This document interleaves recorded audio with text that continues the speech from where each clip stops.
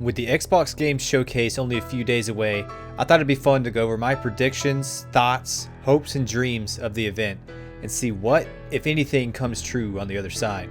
I'm really looking forward to seeing Phil Spencer coming on, complete with a smirk, some sort of Xbox gaming t-shirt, and one thumb firmly planted in his pocket. So first up, of course, is the big boy of the show, Halo Infinite. Things are looking pretty good for Infinite and Halo as a whole right now.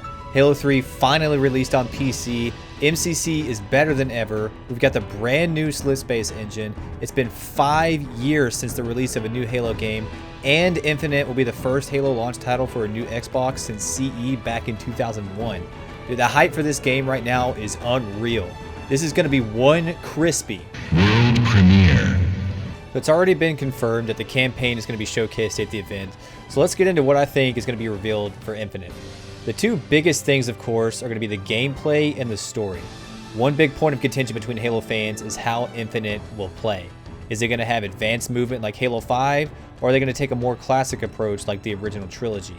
I think that 343 is really going to focus on the reasoning as to why they went with whichever gameplay style they decide to go on. I really feel like they've been paying attention and realize that this is a big deal to Halo fans, and there's not really a way to please everyone in this case.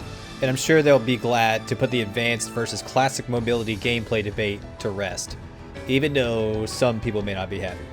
I'm personally okay with either style. Halo 2 and Halo 5 are my two favorite multiplayers in the series, and they're completely different from each other as far as gameplay goes. I think a mix between old and new mobility, like the mythic settings in Halo 5, is pretty much as close to perfection as you can get, in my opinion. But with Infinite being a spiritual reboot of the series, I'm expecting that they'll go with a more classic gameplay style.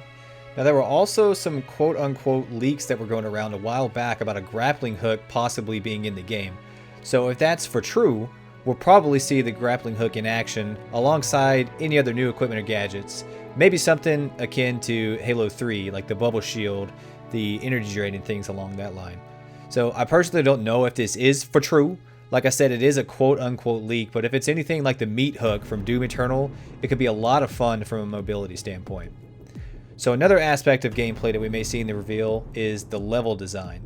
So Infinite is heavily rumored to be an open world, possibly even open worlds game, meaning multiple. I'm predicting that 343 is going to shed some light on this and confirm one way or the other. Based on the original Split Space engine trailer that we were shown, they showed off different wildlife and like open landscapes. So I'm betting it's going to be an open world-esque game with a mix of both linear missions and an open world that you can explore. I think it's somewhere along the lines of ODST, but with a much bigger scale. I could be totally wrong, but you guys have to let me know what you think about that. So now let's talk about my predictions for the Infinite story at the reveal. So clearly a lot has happened since the events of the previous game. In the Discover Hope trailer, which is confirmed to be the opening cutscene to Infinite, we see the aftermath of a huge battle, including an abandoned Pelican pilot, Chief floating in space for who knows how long, and a destroyed Halo ring. Plus, with the Banished confirmed to be in the game, they're going to be merging the Halo Wars and the FPS Halo game storylines. It's no secret that Halo 5 story was not that well received, and I'm kind of halfway expecting some sort of joke about that, maybe a little, haha, story bad moment. So I think they're going to do one of two things. Either one, they're just going to retcon the story and just sweep it under the rug and pretend like that chunk of time didn't really happen. Or two, they're going to be making us discover what took place in the past to be a big part of the story, which brings me back to my thought of Infinite being kind of like ODST, where you had to find items throughout New Mombasa to piece together what happened in the past. And that's really about it for my predictions for Infinite. So to recap, I think they're going to definitively show which gameplay style they chose, show off any new gameplay elements like the grappling hook or any equipment if they decide to go that route, confirm whether or not it's open world, and give us a little further insight on how exactly the story will be told. I'm really looking forward to seeing what they show off, and you guys will have to let me know about my Infinite reveal predictions and let me know if I went maybe a little too far off the rails. Alright, so moving from Infinite, let's talk about the rest of the Xbox first party lineup. So we know in the previous console generation that Xbox was severely lacking in the exclusives department, and they're well aware of it. So to answer, Xbox bought up a whole bunch of developers with really diverse genres and games. So this time around, exclusives won't be such a problem. At least that's the hope. We know there'll probably be tons of World premiere. trailers and gameplay reveals to show off the diversity of their new portfolio. Not all of the games are for everybody, but there is something for everyone. I'm mostly looking forward to what Ninja Theory, Double Fine, and Obsidian will be showing. So let's go over my predictions for the Xbox Game Studios lineup.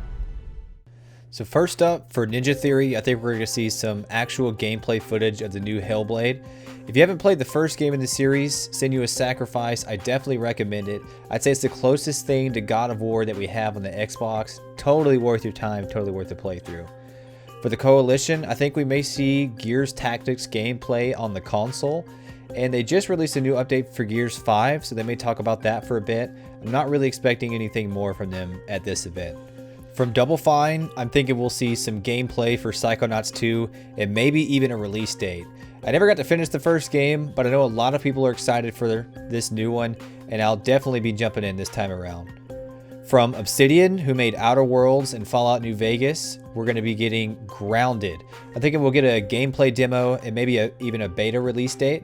This one looks like it could be really fun, especially with a group of friends. It reminds me a lot of Honey, I Shrunk the Kids if it were a video game, and I'm sure I'm the only person who said that. From Mojang, I think they'll maybe show off some DLC for Minecraft Dungeons, maybe even some new skins, or gameplay of Minecraft running on the Series X. I think it's inevitable that we'll see a Forza game showing off, and maybe some footage of the real cars that'll actually be in the game. But other than that, nothing really new to see here. From Rare, I really hope that we get to see some gameplay and maybe even a release date for that Battletoads game. I love the art style and really am looking forward to playing it. It looks like a ton of fun. They're also developing Everwild, so maybe we'll see some gameplay for that. And please, for the love of God, can we get Banjo 3E? I'm hoping that we'll see a Fable game, but that series really has fallen off. They just can't seem to catch a break, so I'm not really expecting anything from them. And that's really about everything on my radar for game reveals. There are probably some developers or games that I'm forgetting, but I'm pretty sure I covered all the big hitters, and maybe we'll even see some new IPs that we haven't even heard of yet. So now let's move on to the next big thing, which is going to be Game Pass and Xcloud. So you guys may have seen that Microsoft has taken down the 12-month Xbox Live subscriptions as an option to buy online. And I've seen online where people have thought this means that Xbox Live is going to be going free, but I don't think that's necessarily the case. I would honestly be shocked if they made Xbox Live free. So we know that Microsoft is planning on rolling the Xcloud streaming service into Game Pass at no additional cost. So what I'm thinking is that they're going to be replacing the 12-month Xbox Live option with a Game Pass Xcloud bundle and announce it at the show, and maybe it'll even be the same cost as the 12-month Xbox Live subscription. The Game Pass has been such a success, and Microsoft has really been pushing the notion of playing your games anywhere, whenever you want. So having a Netflix-like gaming subscription that you can play on the go, I mean, you really can't beat that. So it almost sounds too good to be true, but I don't think it's really that big of a stretch. So if they announce this deal at the event, it would hands down be the best deal in gaming, and I think that's what they're going to do. So lastly, let's talk about the Xbox Series X console itself. I think it's safe to say that all the games that we're going to see during the show will be running on the Series X. We already know the specs of the console and what it looks like, and we know that the Series X will be backwards compatible just like the Xbox One. I think they're going to show off the smart delivery technology as well.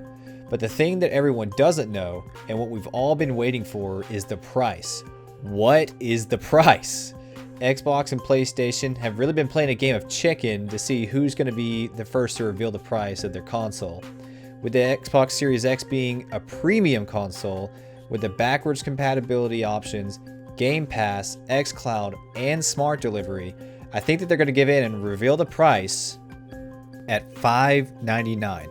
That's my guess. I think that hits the sweet spot of not exactly cheap, but not exactly ridiculous either. And I feel like that might even be a little low. But let me know what you guys think about that down below. And that'll about wrap this video up, guys. So what do you think about Halo Infinite and the other first-party games? Xbox Live giving way to a Game Pass Xcloud bundle, and possibly a price reveal of the Series X console. Again, I'm looking forward to the conference. I'll be watching the reveal live at twitch.tv/Rapscallion_. If you guys want to come hang out and chat, be sure to hit that like and subscribe button and all that stuff. And I'll see you guys next time. Rapscallion out.